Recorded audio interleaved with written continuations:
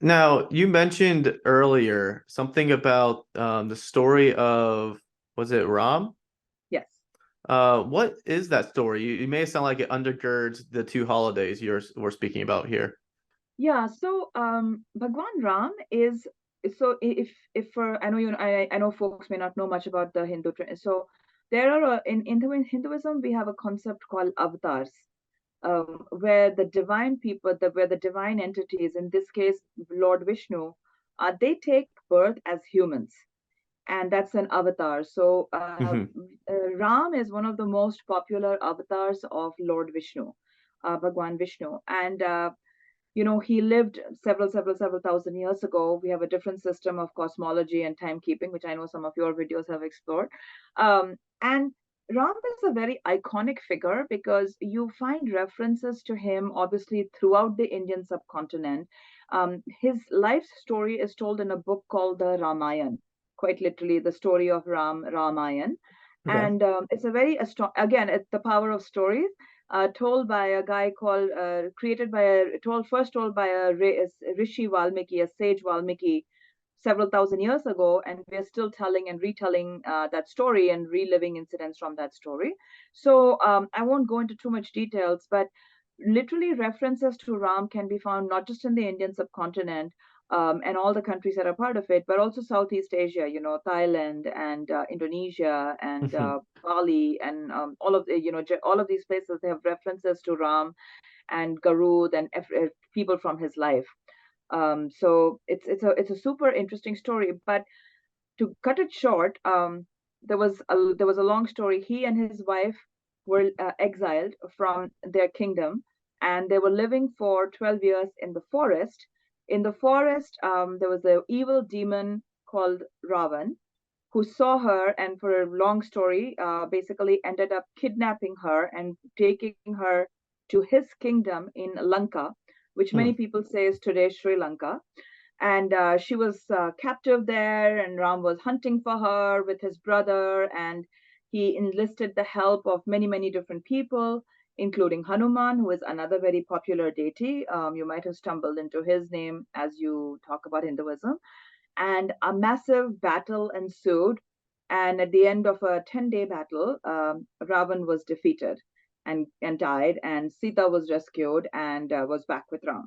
So that's the gist of the story. And so the way the stories are linked is that um, so 20 so 10 the culmination of the battle of Ravan with Ravan, the death of Ravan is the 10th day of Navaratri. It's called Dashmi, the 10th day, or Vijay Dashmi, the day of victory. And 20 days after Vijay Dashmi comes Diwali. And the story is that so Ram won this big battle, right? And it was also the time that the period of his exile got over. So he and Sita returned to their kingdom in Ayodhya, and there was a massive celebration. And everybody because not only had he won a battle, but his subjects were seeing him after a period of that whole, multi period of exile. Yeah. So there was a massive celebration, and the city of Ayodhya was lit up with the rows of diyas, Diwali. Hmm. And and also interestingly, if you Google map walking directions from Sri Lanka to Ayodhya, even today, it'll give you walking distance of 20 days. So, I mean, not that anyone's going to walk it, but if you wanted to walk it, it's going to take you 20 days to walk it. Hmm. So, Interesting. um, yeah, so, among Hindus, there is a belief that all of our stories are not, they're stories, but they're also itihas. And itihas is literally the Sanskrit for as it happened. So Yeah. these are not just stories, these are historical records of incidents that happen. Now, obviously, stories told over that many years are not going to be a perfectly accurate record, but ultimately, they're all linked in history. And a lot of the dates and the places that they mention can actually be validated, through modern techniques. And you find those same places in the same time zones. Everything is kind of linked together. If you wish to make a political, like if you wish to make a geographical map of the Ramayana, it'll actually map pretty closely to places in India today that Yeah. still bear, and the people there will still tell you tales that, oh, there is a temple here, and Ram and Sita came and did this here, and that is why this spot is sacred. So there's definitely a lot of So that's how the two festivals are linked.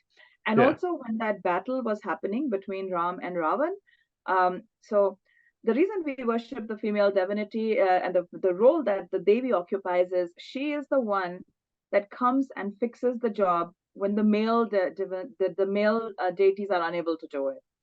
And so basically she is armed with the powers and the weapons of all the male deities, and she basically finishes off tasks that they're struggling to do. Hmm. And in the story of Ramayan, when Ram was having this 10-day battle, there was ups and downs, and he was praying to the Devi for victory and for strength and for sustenance too. So there's a lot of linkages between these different stories. Now, like I said, in Hinduism, there is never one story. There are many, many stories. The story of Ram is very popular in North India, and but in the southern part of India, they actually celebrate Diwali more as Naraka Chaturthi, and that's the story of a different, Lord Krishna victory. That's a different story that is told there. But again, the celebrations are very so, and you'll find this a lot anytime we look at Hindu festivals. That there's a lot of there could be a lot of regional variation or variation by family, Hmm. by whatever, and by whether which kind of deity do you believe in. There could be a lot of customization and differences based on that, but you'll find a lot of common threads and shared values that show you that this is quite clearly the same festival. Thank you for listening to that interview clip. If you enjoyed it and you want to listen to full interviews and learn more about religion, not just from academia, but from people who actually believe in these religions, subscribe to this podcast. And as always, friends, go out there and light the world yourselves.